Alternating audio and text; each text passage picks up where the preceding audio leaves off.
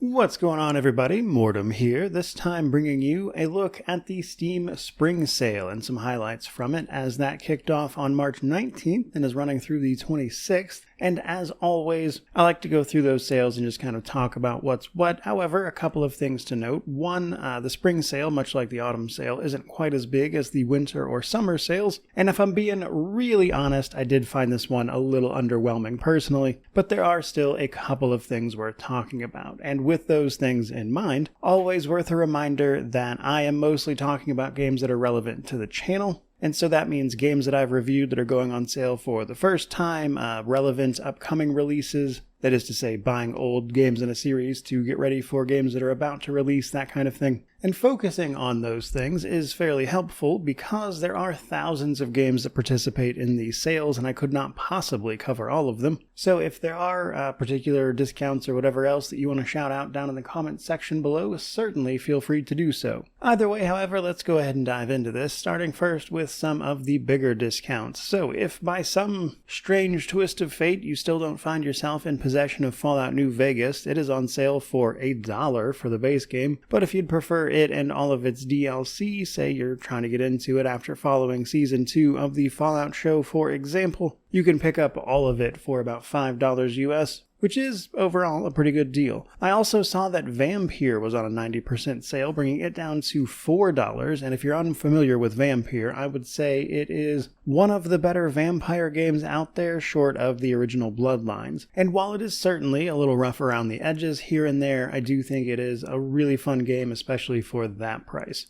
I would be remiss not to mention some of my typical CRPGs, and with that in mind, if you want to play Pathfinder Wrath of the Righteous, you can pick up the Game of the Year version, which comes with all of its DLC, at 70% off, bringing that down to $15 US, and considering it is one of my most played games, that is absolutely a steal. But that's hardly the only one if you find yourself wanting to get into the Divinity Series, with news of the upcoming Divinity title having dropped not all that long ago, which I am personally extraordinarily excited about. You can pick up all 6 of the previous Divinity games for 60% off, bringing them down to $35 as a bundle. Though, fair warning, if you do want to pick up all of them, the original Divinity titles are very old and very hit or miss. The first one's really good, Beyond Divinity's terrible, as an example. And so if you wanted to only focus on Original Sin 1 and 2 when they started taking the lore a bit more seriously, nobody would blame you.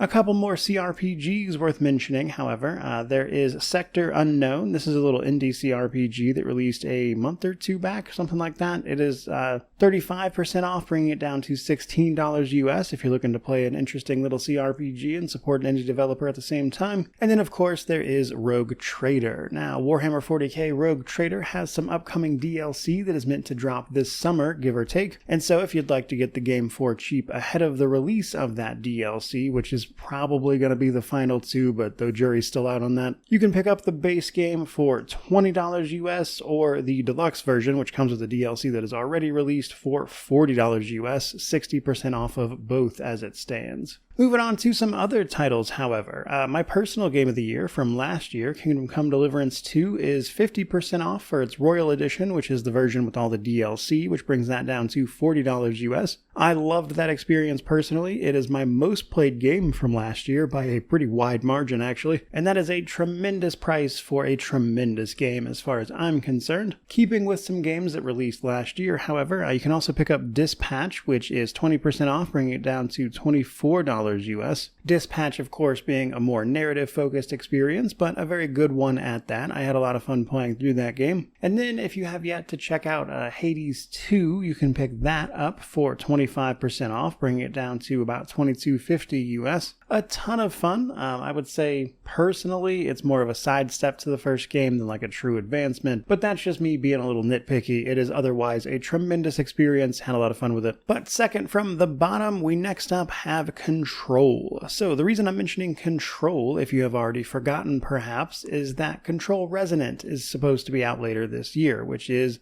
a follow-up to Control. This original one is 90% off, bringing it down to $4 US, which is also the Ultimate Edition of that game, which comes with its DLC. And while it is worth a mention, however, that that is not the only game that leads up to Control Resonant. The Alan Wake series is also related. They've got like a little universe thing going on there. Though, from what I understand, most people prefer to get Alan Wake 1 elsewhere, and Alan Wake 2 is not available on Steam, if I'm not mistaken, so it wouldn't really make sense to mention them here in this sale. However, worth pointing out as a more general note, I would say. And then last but not least, we have a game that I'm not so much recommending because of its sale, but more just kind of wanted to point out how silly it was. Nioh 3 released relatively recently, right at the beginning of February. And I love the Nioh series. It's a great game. I personally paid like $110 for the deluxe edition so I could play the DLCs that are coming out later. And to be honest with you, given how recently that game released, I fully expected it to simply not participate in the sale. And yet they chose to, only at a 10% discount, which is,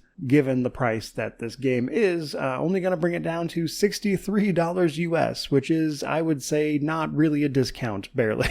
And what's more, it's only for the base game version. It's not even the deluxe version that comes with the DLC, so that ultimately just kind of seemed very silly to me, and I wanted to point it out purely because in that particular instance, I think it would have made more sense for them to just not put the game on sale at all. But all of those games mentioned and out of the way, those were the ones that caught my eye. But again, personally, I did find this particular Steam Spring Sale to be a bit on the underwhelming side. So if there are any deals any of you happening to have listened to this would like to point out, I am all ears. But for today, I think that is pretty much going to do it. So certainly hope you enjoyed the video, but by all means, let me know how you did feel about it down in the comment section below, which naturally means to like, comment, subscribe, all the YouTube jazz. But regardless of any of that, truly, just thank you so much for watching. I really do appreciate it. May you wander in wisdom and have an amazing day.